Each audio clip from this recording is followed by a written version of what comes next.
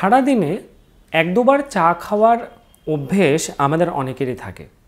আবার বাড়িতে আত্মীয় স্বজন আসলে তাদের আতিথেয়তাতে আমরা প্রথমেই চা দিই।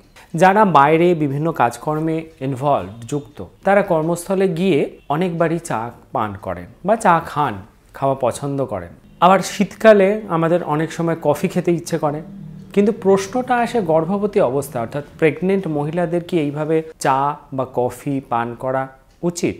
চা বা কফি থেকে কি গর্ভাবস্থার কোনো ক্ষতি হয়? এর সঙ্গে আরেকটা ছোট প্রশ্ন আসে যে গর্ভাবস্থায় কি গ্রিন টি খাওয়া যায়?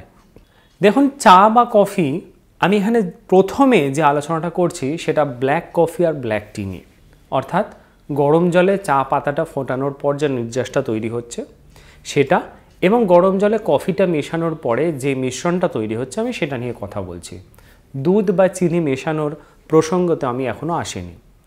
এই অবস্থাতেই যে দুটো মিশ্রণ তৈরি হলো অর্থাৎ ব্ল্যাক কফি এবং ব্ল্যাক টি, এর মধ্যে প্রধানত দুটো জিনিস পাওয়া যায়।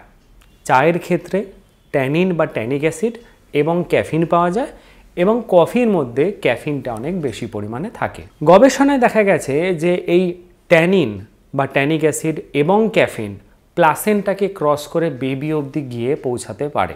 গর্ভাবস্থা এমন একটা কন্ডিশন যে ক্ষেত্রে মেটাবলিজম অনেকটা কমে যায়। মেটাবলিজম ব্যাপারটা কি? ব্যাপারটা হচ্ছে আপনি যে একটা খাবার খাচ্ছেন সেটা কতক্ষণে আপনার শরীরে কোনো কাজে লাগছে। এই প্রসেসটা, এই কাজে লাগানোর প্রসেসটা বেশ স্লো ডাউন হয়ে যায়, অর্থাৎ অনেক ধীরে ধীরে হয়। সেই জন্য আপনি শরীরে যা খাবার নিচ্ছেন সেটা যে চট করে আপনার শরীর থেকে বেরিয়ে যাবে সেটা নয়, সেটা বেরিয়ে যেতেও সময় লাগে। এখন ক্যাফিন বলুন বা ট্যানিক অ্যাসিড বা ট্যানিন বলুন, এটা যখন শরীরে প্লাসেন্টাকে ক্রস করে বাচ্চা অবধি গিয়ে পৌঁছে যাচ্ছে, বিশেষ করে ক্যাফিন, সেটা আপনার গর্ভাবস্থায় আপনার সন্তানের পক্ষে ক্ষতিকর হতে পারে যদি সেটা অত্যাধিক মাত্রায় হয়ে থাকে বা বেশি হয়ে থাকে।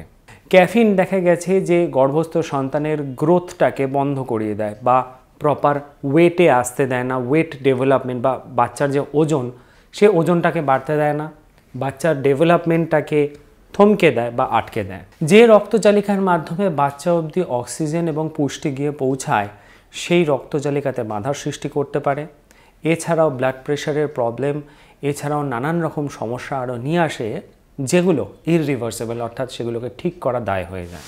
যদিও এখনও পর্যন্ত ট্যানিন বা ট্যানিক অ্যাসিডের এরকম কি কি কুপ্রভাব ফেলে সেটা সম্পর্কে এখনও পরিষ্কার ধারণা পাওয়া যায়নি, তবে ট্যানিন বা ট্যানিক অ্যাসিডও যদি অত্যাধিক মাত্রায় যায় সেটাও কিন্তু আপনার গর্ভাবস্থা বা গর্ভস্থ সন্তানের ক্ষেত্রে ক্ষতি করতে পারে। আর দুটো বিষয় আমি আপনাদেরকে জানিয়ে রাখতে চাই, সেটা হচ্ছে এই ট্যানিন বা ট্যানিক অ্যাসিড এবং ক্যাফিন আপনার শরীরে জলীয় অংশ বা হাইড্রেশন সেটা কিন্তু কমিয়ে দেয়, অর্থাৎ শরীর থেকে জল বার করে দেয়। এমনকি এই দুটো এমন ইনগ্রেডিয়েন্ট যেটা আপনি যে পুষ্টিগুলো নিচ্ছেন সেই পুষ্টিগুলো শোষণে বাধা দেয়।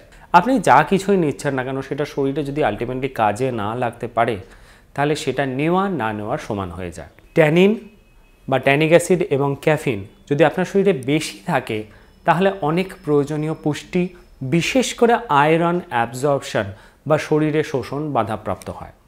গর্ভাবস্থায় পুষ্টি কতটা গুরুত্বপূর্ণ সেটা আশা করি আপনাদেরকে বলতে হবে না। এবার প্রশ্ন বা প্রসঙ্গ আসছে মিল্ক টি বা মিল্ক কফির, যে ক্ষেত্রে এই নির্যাস বা এই মিশ্রণ যেগুলো তৈরি হলো তার মধ্যে আপনি দুধ এবং চিনি মিশিয়ে দিচ্ছেন। দেখুন, দুধ মেশানোর পর কফি বা চায়ের মধ্যে যে কেমিক্যাল চেঞ্জেসটা হচ্ছে সেটা অনেকেই সহ্য করতে পারে না, অনেকেরই একটা গ্যাস ফর্ম করা বা অ্যাসিড ফর্মের চান্স থাকে। এমনিতেই এই সময় কনস্টিপেশন, বাউল মুভমেন্টের প্রবলেম হয়, বডির মধ্যে নানান রকম চেঞ্জ হয়, যার জন্য অনেকেই মিল্ক টি বা মিল্ক কফিটা নিয়ে উঠতে পারেন না। যদি আপনি নিতে পারেন ইট ইজ ওকে, কিন্তু অ্যাডেড সুগার বা চিনি যখন মিশিয়ে দিচ্ছেন সেটা কিন্তু আপনার জন্যে ক্ষতিকর, আপনার গর্ভাবস্থার জন্যেও ক্ষতিকর। তাহলে এখন প্রশ্ন এসে দাঁড়াচ্ছে, যাদের চা পান করার অভ্যেস বা যদি একটু কফি খেতে ইচ্ছে করে গর্ভাবস্থায় কি খাওয়া যাবে না? নিশ্চয়ই খাওয়া যাবে। ট্যানিন বা ট্যানিক অ্যাসিড এবং ক্যাফিন এর একটা নির্দিষ্ট লিমিট আছে। যদি ক্যাফিনের কথা বলা যায়, যেহেতু ট্যানিন বা ট্যানিক অ্যাসিডে এখনও পর্যন্ত সেরকমভাবে রিসার্চ হয়নি, কিন্তু ক্যাফিনের ক্ষেত্রে বলা হয় যে সারাদিনে ম্যাক্সিমাম 200 মিলিগ্রাম ক্যাফিন আপনি নিতে পারেন। একটা সেফ রেঞ্জ 200 মিলিগ্রামের নিচে আপনাকে থাকতে হবে।